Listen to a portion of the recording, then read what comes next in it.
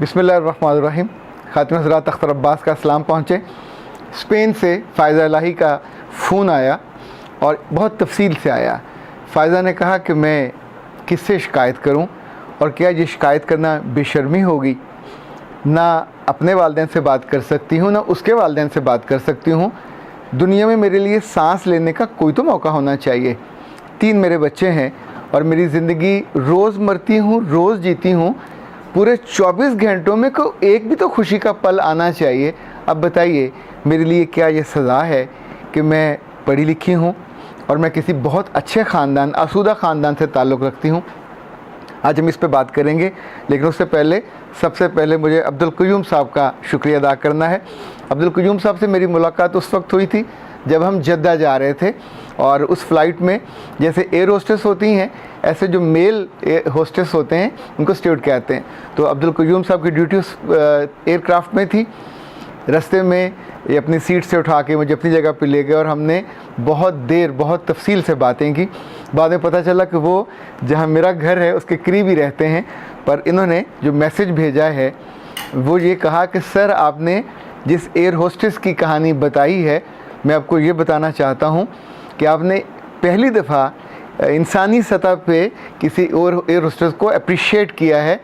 वरना सूरत ये है कि हमारी जितनी कोलीग्स हैं बेशतर वो हैं जिन्होंने अपनी ज़िंदगी कुर्बान कर दी, अपनी बहनों को पालते हुए, अपने भाइयों को पढ़ाते हुए, अपने ख़ानदानों को आगे ले जाते हुए। जबकि लोगों की परसेप्शन ये होती है कि ये चकाचौंध जो ग्लैमर है और यहाँ ऐसा है और वैसा है, तो पता नहीं ये करैक्टर की कैसी होंगी। लेकिन ये सारी बच्चियाँ बेशतर इनमें से वो हैं जो अपनी ज़िंदगी तक पूरी दाव पे लगा देती हैं अपने ख़ानदान को पालने के लिए और उनकी गुर्बत को दूर करने के लिए। अब्दुल क़य्यूम साहब बहुत शुक्रिया आपके इस इनपुट का। ख़ातिन हज़रात, इट्स ऑल अबाउट लाइफ। इन्होंने लिखा है कि सर आप पहले कहाँ थे, और इट्स ब्लेसिंग ऑफ यूट्यूब के आपसे हमें मिलवा दिया। अल्लाह हमेशा आप पे मेहरबान रहे। वैसे हम आम तौर पे आदी हैं यूट्यूब को बुरा भला कहने के।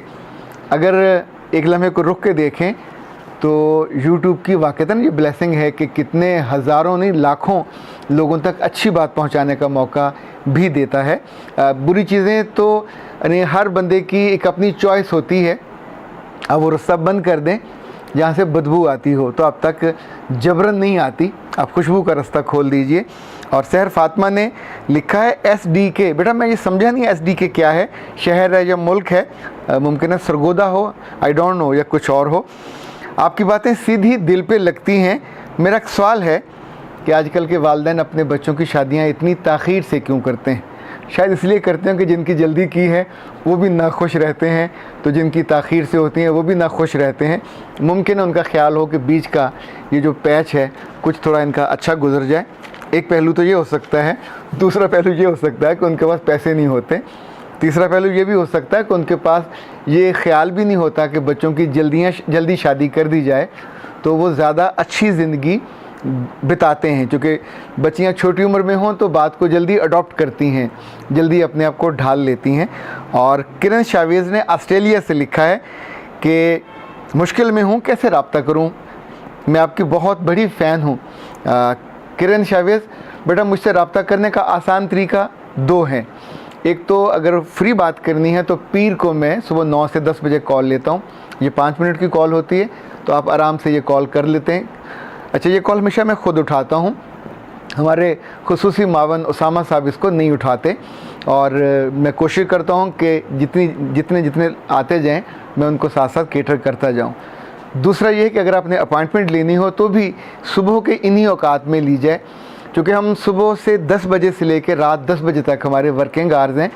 और लाइक 10, 12, 2, 4, 6, 8, 10 ये स्लॉट्स चल रही होती हैं।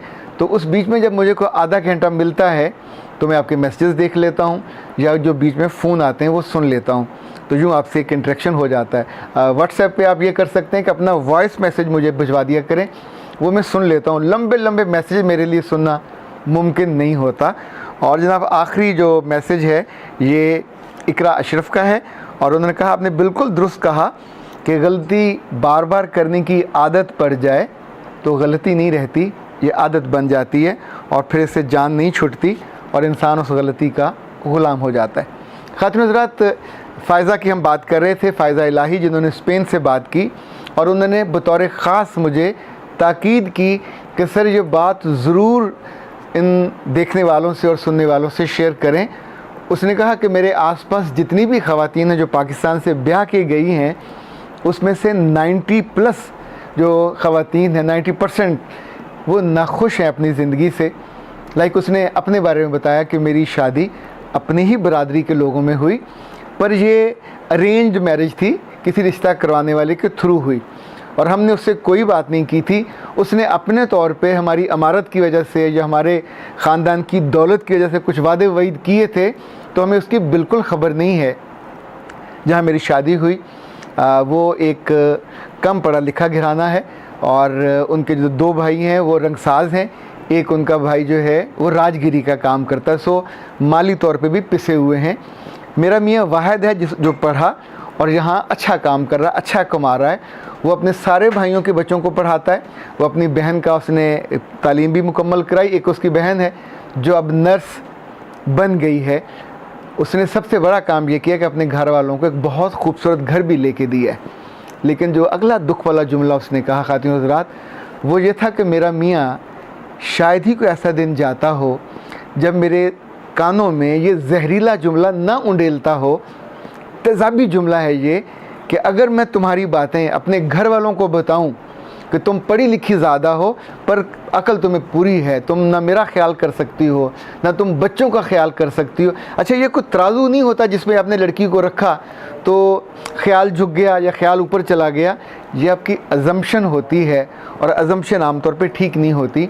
तो वो जो कहता है अगर अपने मैं घर वालों को बता दूं तो तुम एक दिन इस घर में ना टिक सको।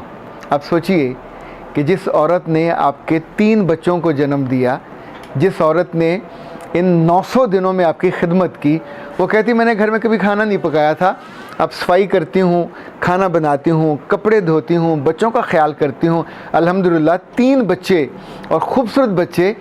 और अब उसने अगली बात यही कही कि मेरे लिए मेरे ही बच्चे आजमाइश बन गए हैं, क्योंकि मेरा मियाँ मेरे बच्चों से बहुत मोहब्बत करता है और उस मोहब्बत की वजह से वो आके रोज़ मुझे ताने मारता है, रोज़ मुझे बुरा भला कहता है कि मेरे फ़लाँ बच्चे का मुँह नहीं धुला हुआ, फ़लाँ को खाना नहीं मिला, फ़लाँ को ये नहीं हुआ।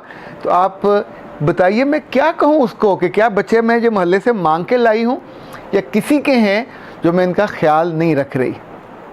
फिर उसने कहा कि आप लोगों से कहिए कि जब अपने बेटों को ब्याहें या माएँ जब अपने बेटों की शादियाँ करें तो उनके दिल में दूसरों की बेटियों की इतनी कदर तो डालें कि जिनके साथ ज़िंदगी बसर करनी हो उन्हें पल पल तेज़ाब नहीं पिलाते, उन्हें पल पल अज़ाब में मुब्तला नहीं करते, कि उनका हर दिन रोते हुए आगाज़ हो और हर शब उनका दुआएं करते हुए कि या अल्लाह मुझे किस अज़ाब में डाल दिया, मुझे इस अज़ाब से निकाल।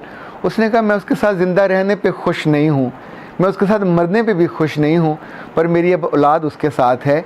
मेरे कान तरसते हैं कि कभी वो कोई अच्छा जुमला बोले। मुझे उसके बहन भाइयों को देने पे कोई इतराज़ नहीं है, मुझे उसके माँ बाप को खिलाने पे कोई इतराज़ नहीं है, बिस्मिल्लाह कमाए उन्हें खिलाए। पर जो हमें खिलाता है वो एहसान जिता जिता के उसको मट्टी में क्यों मिला देता है।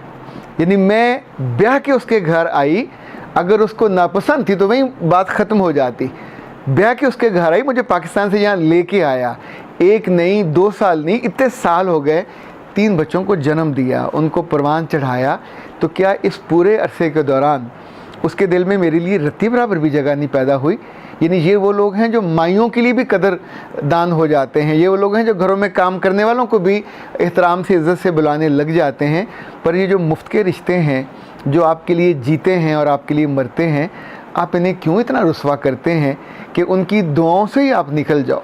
खातिन हज़रात, मेरा रब आप सबको इस आजमाइश से बचाए कि आप लोगों की नाकदरी करें, लोगों की बेटियों की नाकदरी करें। वो सच कहती है, मैं किससे कहूँ और कहाँ जाऊँ और किससे फरियाद करूँ।